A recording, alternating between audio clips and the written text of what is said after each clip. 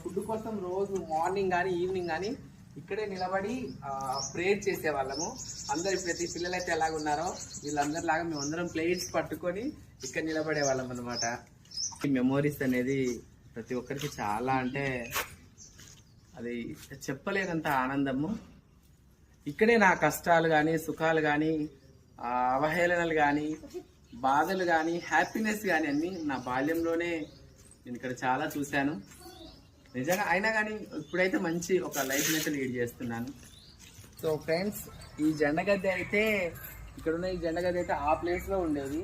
అప్పుడు ఇదంతా అక్కడ నుంచి వచ్చి మేము అక్కడ 15 ఆగస్ట్ అంటే నిజంగా చిన్నప్పుడు మేము చదువుకునేటప్పుడు అయితే పిల్లలకు అదే ఒక పండగ.